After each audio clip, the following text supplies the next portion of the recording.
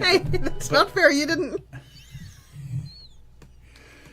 Good morning. Good morning. So yesterday we were talking about how before the stream goes, It's really quiet. you guys here. have music that Seth put on there for you. We don't on this end. So it's like we should have music. So I turned up my phone And because then I went live.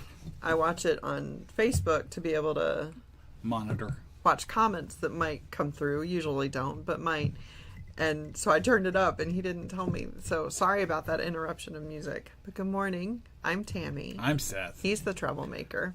And she's not.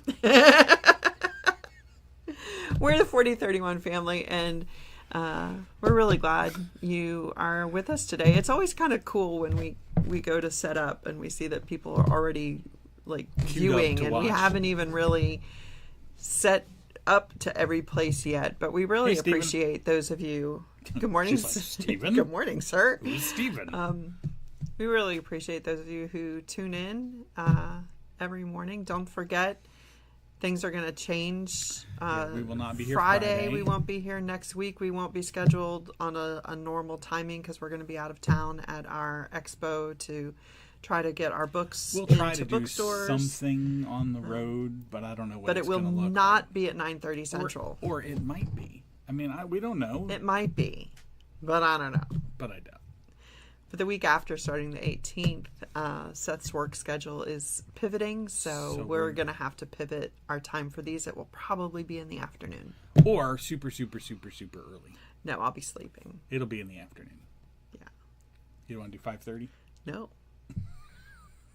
No. We can do 5:30. You can. We could. Okay. You can do a live while you're driving into work. No. No.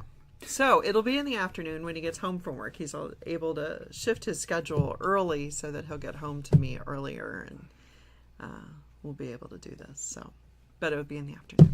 4:00 probably. No more morning moments. It'll be afternoon activities. Is that what you said yesterday? Afternoon adventures. Afternoon adventures. Or something. Hey, Scott. Hey, Scott. Good morning, sir. Thanks for following us on Rumble. Somebody's taking my advice. I'm on Rumble. I'm not talking about Rumble. What are you talking about then? I don't know. I'm not talking about anything. Such judgment. What are you talking about? I married you. What better advice was there? Certainly not the other advice you were getting at the time, but we won't go there. Just imagine. Our kids are glad that we didn't listen to that advice. Absolutely. Just saying. So am I. Yeah, me too. Aw. Me too.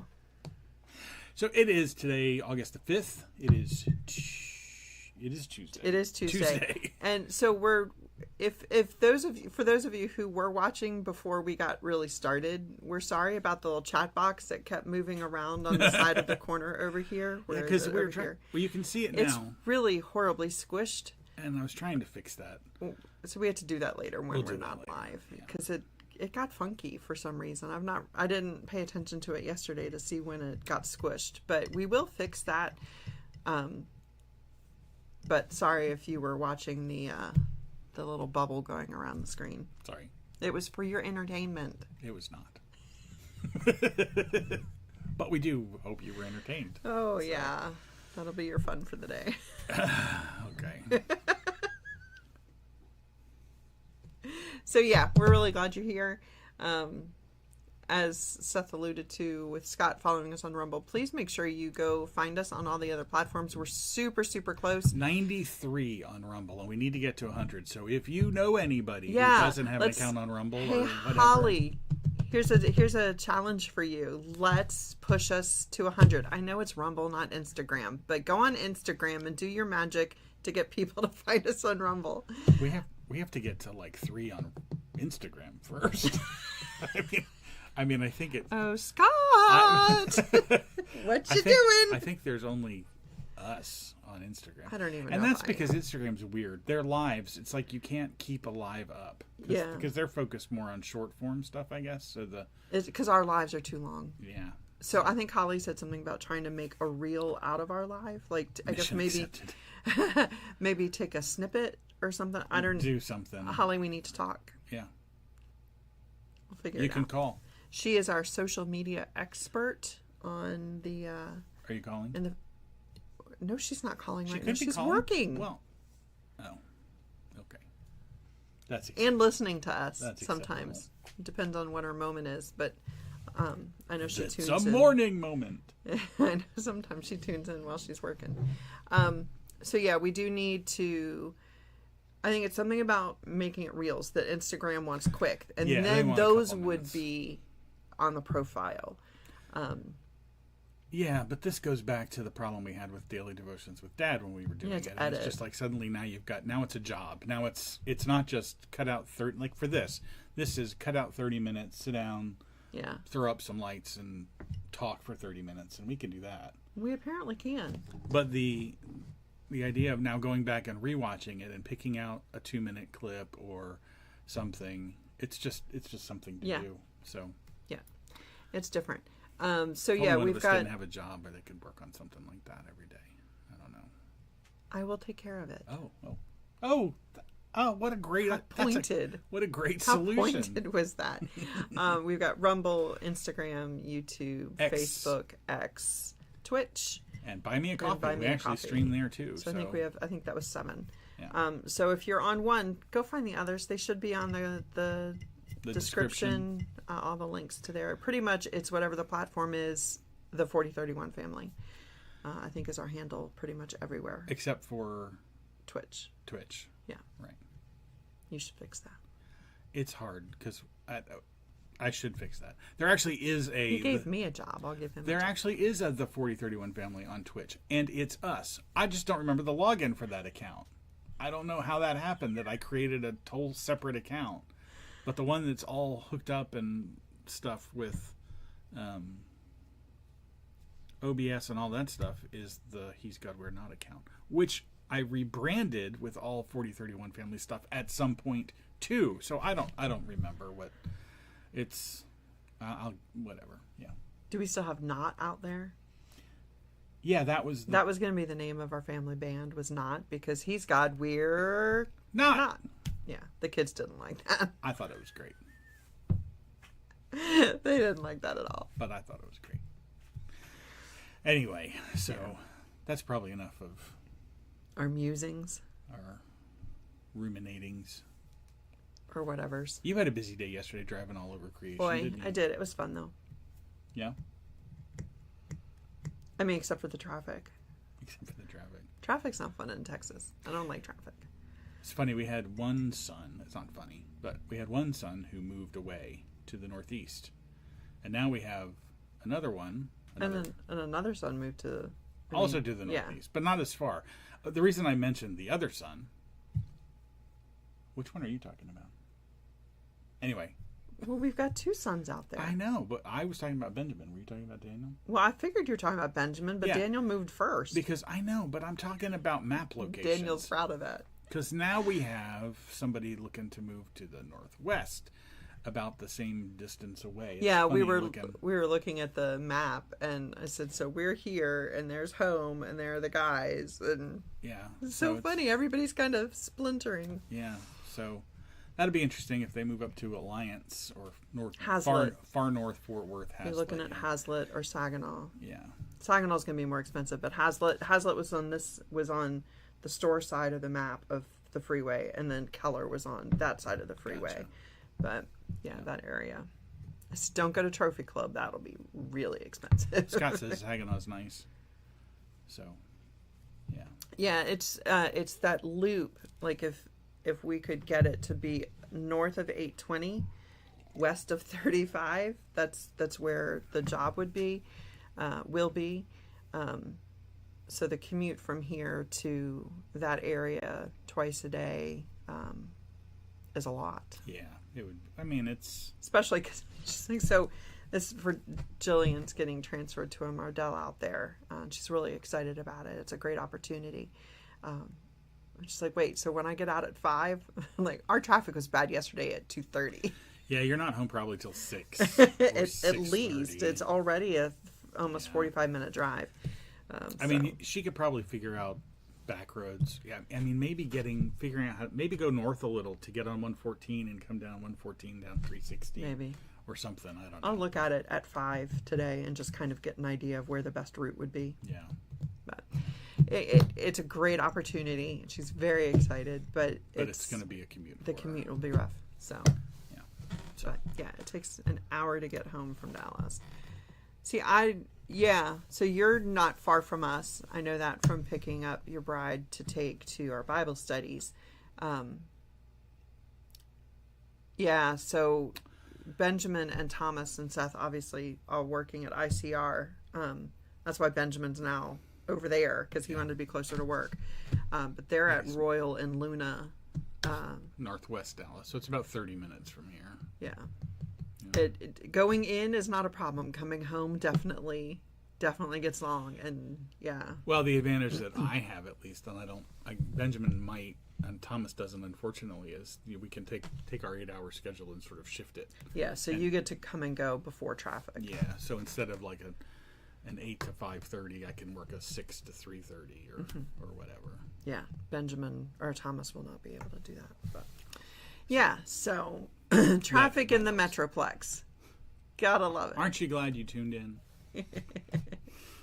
Walden Walker is very heavy this morning, and on the Zane curve, there's a delay. I'm sorry. Scott's downtown. Yeah, so this is very different than South Carolina, right? Oh, are they from South Carolina? Yeah. I didn't realize that. Yeah. Where in South Carolina? We'll wait. This is the hard part because there's a delay, obviously. It's not too far bad. My family, well, not my family. My uncle, see this. Well, their family. It's Dad's family. No, I know, but nobody.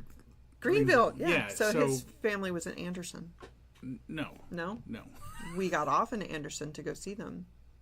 Yes, because they're in Greenwood. Greenwood, yeah, right. That's different. They were in Greenwood, and that's not my family. That was Aunt June's family.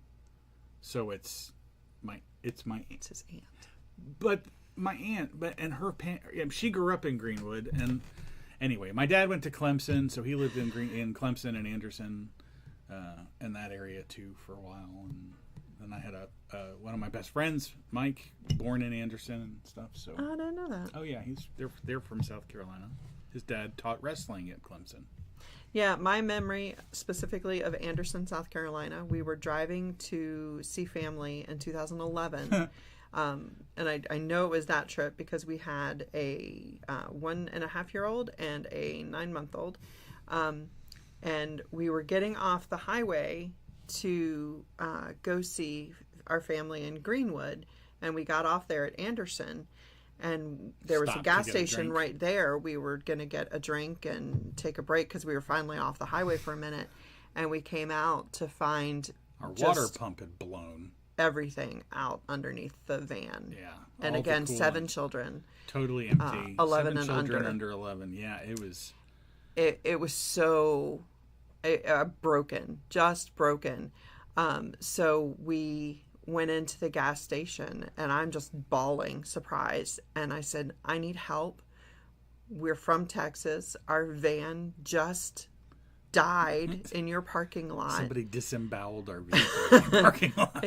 And the woman is just so sympathetic with me. And I said, I need to know who you would call.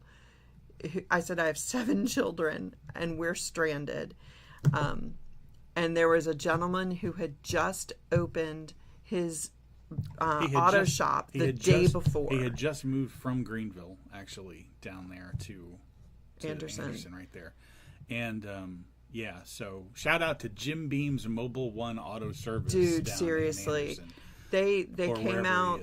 And she called him, and they were out to us within 20 minutes, and they verified we were okay to drive to the shop. So they followed us to the shop. We have no coolant in the vehicle, but they're like, it'll be okay. Just drive it. I'm like, Jim is do you know Jim? No. Oh my gosh. Seriously? So yeah, he had we pull in and he's got this big old, it was amazing because we come in with our 7 children and there was no one there because they had just opened the day before. I know his work. He's well known in the area. Yeah. Yeah. So he has a big old stoplight in one of the side offices there and the kids were just loving it because it was as big as they were. But I was the evil one because we're stuck there, and I'm like, all right, kids, get out your laptops. Right, they all pull their laptop. We put them to work. They're sitting there doing their school in this little side office. Yep. Oh, it was so horrible. That was the worst family vacation because we made everybody bring their laptops on vacation so they could get their schoolwork done. Oh, so bad. But hey, they kept busy as I was tending to the babies. But like nobody was in the waiting room, and it's just so. I mean, talk about an opportunity to take advantage of someone. That's the situation right? we And were he in. didn't. And he didn't. He was great. He was amazing. So we drove. His aunt and uncle happened to be about 30 minutes further down the road. We stayed there. We were gonna get ready to leave that night, and the van. I don't remember what happened to it then. Something else was wrong. So we had to go back to his aunt and uncle's and back to Jim's the next day. We did. So anytime we were in the area, we would go by and see him. Stop by and pop in. And he saved us. Yeah, I mean, we were, as you said, we could have so been taken advantage of. But that's God working of saying, I'm going to plant you right here, right now. And I've got the person who's not going to take advantage of you. And that's so crazy that you know Jim. Yeah, that's cool. Just a great guy. We tried to go by last time we drove through, and I think they were closed. Like we for went the through, day, not because they hadn't closed down. But I remember we went by, I think in 13, and you went in to see him, and he remembered us, and see, it's that kind of guy that you need people like that. Here we are 14 years later out of the thing, and we still know the guy's name. Yeah. We still know where he is. And Yeah, even when we drove out there for the wedding, when Daniel and Casey and we went to South Carolina at Gray's Lake. Not Gray's Lake. Greenwood. Lake Greenwood. No. Lake Gray. Gray Court. Yes, that one. There it is. We drove past him. We did. That's when I was thinking, and they were closed. I think that day. Yeah. But they're still there, and it's just those memories that God puts in your heart, and those people that He puts in your lives. You don't know when you're that person God's going to use to help somebody in a time of distress. So if you're ever in Anderson and need a mechanic, Jim Beam's Mobile One. Great people. I don't remember the name of the road we got off on, but you went down. Emily's cousin lives in Gray Court. Oh, that's actually where we got our dog. Oh no. What? Do you think Emily is cousins to the Martins? Doubtful. Lara and Bruce Martin are the people that we went to visit. It's going to be. It's good. In 20 seconds, he's going to come back and go, we know Lara! Well, and apparently Lara is a McNeil in her line, and I'm McNeil's in my line, so we're apparently related because all McNeils are related. So, yeah, it's just... okay. This has been a really weird morning. So morning moments with Seth and Tammy and Scott. So I put up the ICR thing. We should probably go ahead and do the devotion today. Sorry. Yeah, today's devotion we are using from the Institute for Creation Research, Days of Praise. Here you go. Sign up, get the stuff, get the thing, or just come see us and you can hear. Today's devotion is entitled The Lasting... I knew you were going to have trouble with this. Noahic. Noahic, very good. There you go. Noahic Covenant. From Noah. I will turn this over to you. I assume it was written by Dr. Morris, but he scrolled too fast for me to see. But saying Dr. Morris gets you away with a lot, it's Dr. Henry Morris. From Genesis 9:11. Hi. And I will establish my covenant with you. I'm good. I'm gonna kind of go do this now. Okay. Thanks. I knew your mom.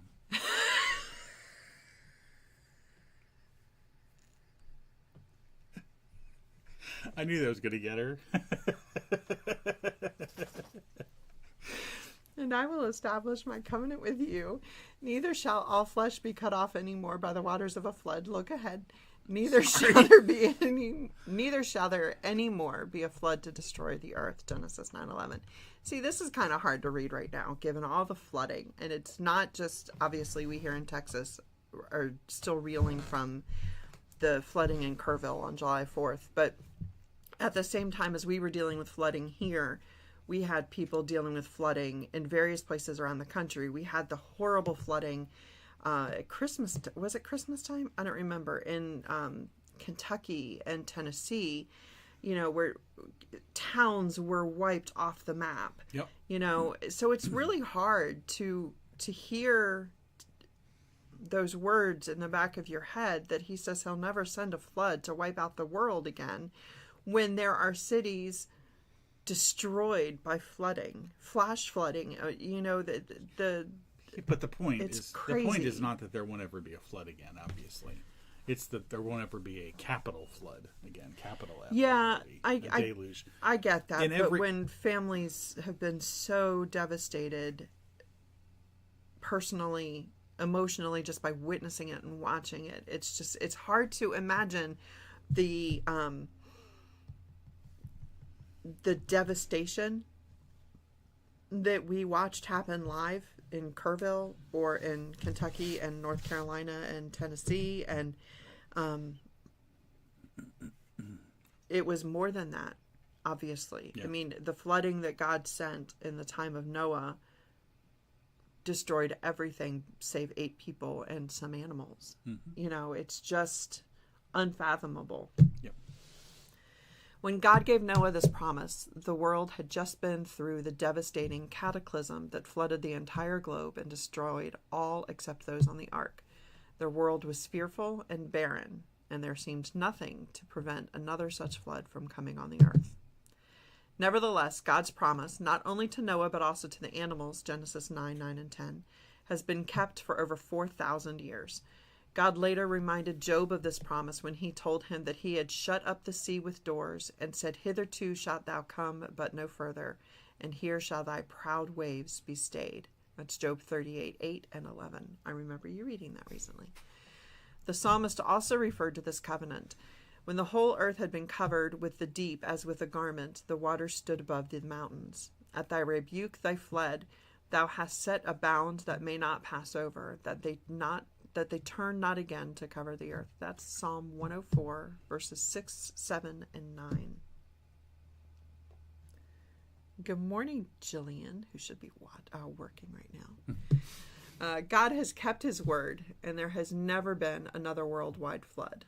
Sadly, however, many modern compromising Christian theologians and scientists have said that the flood must have been only a local or regional flood in order to please the evolutionists, practically all of whom insist that the earth is 4.6 billion years old and never experienced any global flood. And this is where you find so much dissension, controversy in the Christian beliefs of whether or not it was a local flood or a global flood, whether or not it was a young earth of 6,000 years or an old earth of 4.6 billion years. Lots of mind bashing and discussions over that. But the Bible's pretty clear. The language used to describe the flood is pretty clearly meant to convey a global catastrophic flood. Yeah. I mean, it repeats it like 3 times. Everything that had breath died. Everything that was on the earth died. The waters prevailed over the entire earth. I mean, the language is pretty clear that the author intended to convey a global flood. Stupid question here. No stupid questions. Just stupid askers. You talk about the things on earth or in the waters. Would the birds would have died too, right? Yeah, they had no place to land. The air would have been different, right? If there's no plant life don't you need the plants to be given the carbon dioxide to let us breathe? So wouldn't animal life also need that? So truly, was it? I know I interrupted. It's a long drawn-on question. I am, but wait for the 89th. Wouldn't it only?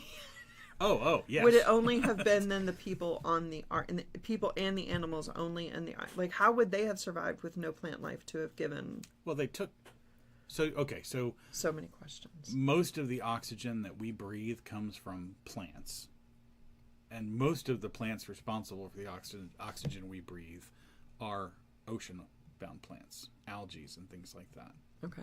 Most of the air we breathe comes from algae and stuff like that, plants in the ocean.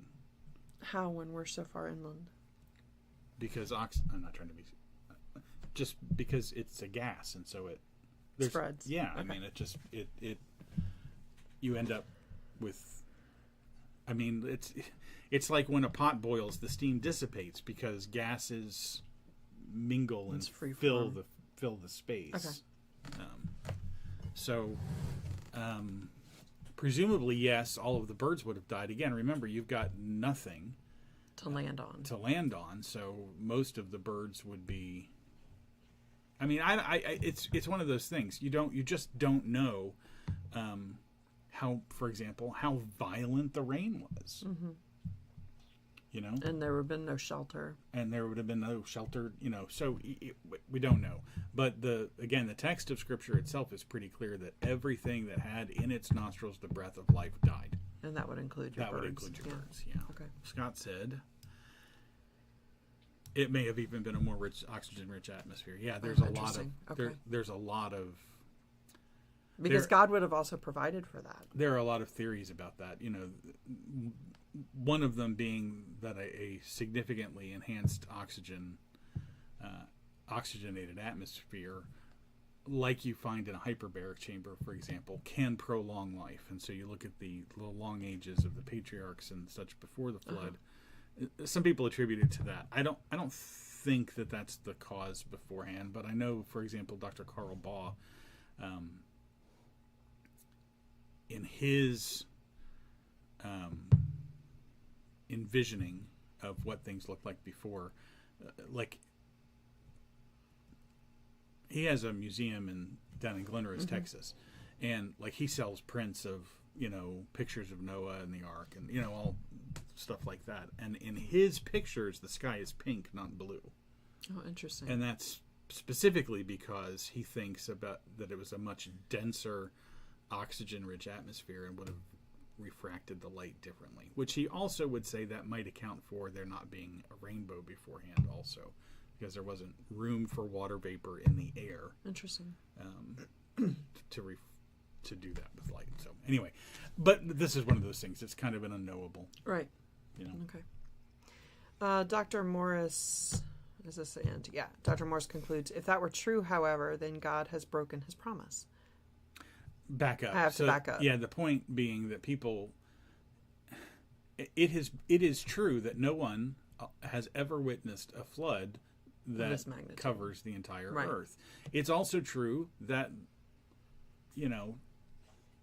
the earth we have today, it would be very difficult to have water cover all of it because of the topography and mountain ranges and things like that. And so geologists, long age people will say that, for example, mountains take a long time to form.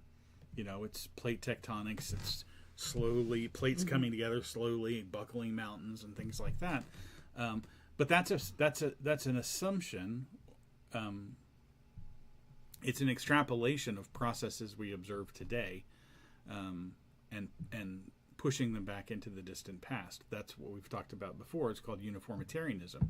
We see tectonic plates moving at a rate of centimeters a year today, and so we assume that's the rate at which they've always moved. However, in a flood model, you have catastrophic plate tectonics going on at the time. For example, the Bible says that all of the mountains of the earth were covered to a depth of 15 cubits. Well, that would mean that if Mount Everest, for example, was there, that the water would have to cover Everest to a depth of 15 cubits. But Everest wasn't there then. That's the point. Yeah. Right. That's the point, that the pre-flood topography was very different than the post-flood topography. And that may, in fact, be one of the ways that God made this promise to be. It may be one of the things God did in order to make this promise. By providing highlands, no matter how much water there was, there would always be some place to go. Right. It's been said, I think, that if all of the earth was smoothed out, if all of the mountains were smoothed out, and if everything was brought to sort of a uniform level, there's enough water on the earth to cover all of the land to a depth of like 3 miles or something that. So, because the oceans are deep. The oceans are very deep. Yeah. And so if you bring that up, if you do that, you do this, you bring the mountains down and the oceans up, and some people would say that's undoing the effects of the flood. That what we see today is a result of the flood. If you undo that, then you have a much smoother earth, much shallower seas, and one of the things that the Bible talks about is the fountains of the great deep bursting forth. So the pre-flood earth probably had less water in its oceans than we have now. There was additional water that seems to have been coming subterranean, and this has been found recently. They have found very, very far down in the mantle, they have found some interesting water-bearing rocks that we didn't know existed. There seems to even today to be quite a significant amount of subterranean water, and that's one of those things that seems to have been added at the flood in the fountains of the great deep. Yeah. So it's all about, when you're dealing with things, it's all about your presuppositions. If your presupposition is that we're smarter than a bunch of ancient Near Eastern sheep herders, and so we can figure out what happened without having been an eyewitness, then you're going to go with all of those presuppositions. If your presupposition is we are not smarter than the Holy Spirit, who inspired writers, who cares where they were, to write down accurate depictions of what they were eyewitnesses to, and God himself was an eyewitness to, then you have to look at the evidence and look at the things and go, is it possible? Not is it scientifically plausible, because there are things called miracles, right? And if we're dealing with God, then we're dealing with someone who can do what he wants. Yeah. Right? And is there anything inconsistent with an understanding of these things from a biblical point of view? Now, people will look and say, well, look at mountains. Mountains don't form over, a year, which is how much time you have in the flood. And that's true. We don't see them forming over a year. Does that mean that they can't? No.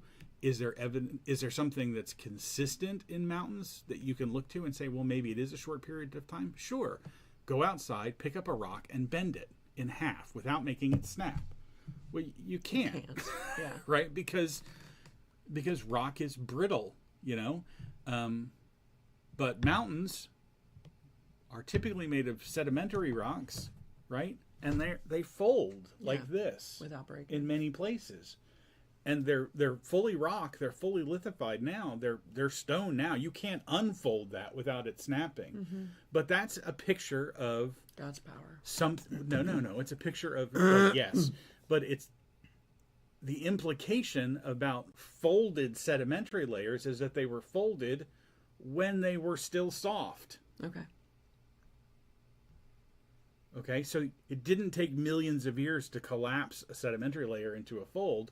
Stuff was going on while that stuff was being deposited, and it got folded while it was still soft, and then subsequently dried out. So that makes the things that we see completely consistent with a super. I say supernatural. I don't mean supernatural, but with a God explanation, because God is not supernatural. God is the author of all nature, and He's above it. But supernatural has a connotation that is extraordinary. Yeah, there you go. Yeah. So anyway, the ability, the desire for Christians to compromise so that they don't appear foolish, unfortunately, in the eyes of scientists who think they have figured out that God was wrong. I mean, when you put it that way, I don't want to stand before God and say I spent my life defending people who don't believe in you and telling people that what you said wasn't true. Right. That's a hard position to take. Yeah. I would much rather defend God even when no one's listening. I would much rather be on the other side of that, right? And then because then you're in the position, it's kind of Pascal's wager, not exactly, but if I'm right and I spend my life defending God and the description and the explanations that God gives in His Word about how things came to be, I think that's a position that God will honor. He says in Psalms 137, "I've magnified my word above all my name." if I take his word to be true and I use it to determine how things came to be by looking around and comparing it with his word, that's not a position I need to be ashamed of, right? However, if I'm wrong, and the Bible is a collection of, oral tradition myths by ancient Near Eastern sheep herders, 4,000 years ago, well, then I don't have to worry about defending against anybody, to anybody. So what do I lose? I might lose the respect of scientists who don't who don't know you, who don't know me and don't know God. But what do I care about them? Right. I mean, I care about them and their salvation. Obviously, I want everybody, just like God wants everybody to come to the knowledge of himself, of him. But yeah, sorry, that was a bit of a rant. We do that well. Dr. Morris continues, if that were not true, however, if that were true, however, then God has broken his promise. In other words, sorry. That's okay. In other words, trying to get beyond that paragraph. Well, I know, but we haven't talked about this We're portion. We're so out of time. Okay. Go ahead. Continuing to interrupt me doesn't Wow. Hurt. Okay. Go ahead. If the flood in Noah's time was a local flood, and if God said, I'll never do that again, we've had local floods like you referred to, and therefore God would be lying. There have been numerous local floods and regional floods in the world since Noah's day, said Dr. Morris. But God has kept his promise. The flood indeed was a unique cataclysm in which the world that then was, being overflowed with water, perished. That's 2 Peter 3:6. And such a flood has never occurred again. Correct. And from what we read in the Bible, it will not occur again. Correct. Right. Next time, it's fire. Not Great. Exactly comforting at the moment, but yeah. Yeah. Next time. Because there will be a next time. It'll be a last time. That he'll say, yeah, I'm done. Yeah. Anyway, we went long. Thanks for sticking around with us. Yeah. We hope you have a wonderful Tuesday. It's going to be a busy day. It is going to be a busy day. But that's all right. Keeps me out of trouble. So, have a great day. If there's anything we can pray over with you, please feel free to drop a comment of pray for me. If you wish to do it more personally and you don't want it public, you can send an email to praywithme at the4031family.com or Seth or Tammy at the4031family.com. I just had an idea. Vamp a little bit. Again, we can also, we would love it if you would share across the platforms just as a way to help get our numbers up so we can get into a little bit more of the creator content opportunities on the different platforms. And that way we can just get God's stuff out there more and, have a laugh or two at our expense. So Hey. Have a great day. Indeed and so. We will see you tomorrow morning. 9:30 a.m. 9:30. Until then, on behalf of the 4031 family. We are not on TikTok. Did I say we were on TikTok? No. Scott just asked if we're on TikTok. No. We should be. I don't know. Maybe we shouldn't be. There's so much talk about whether or not the U.S. is buying TikTok. I don't know. It's weird. We'll talk about it. Who knows? Maybe? Maybe. Okay, just asking. We'll let you know. We haven't even thought about it. So we'll figure that out. Have a great day. Until tomorrow, he's Seth. She's Tammy. Yeah, we are. Remember, he's God. We're not. Have a great day. Bye.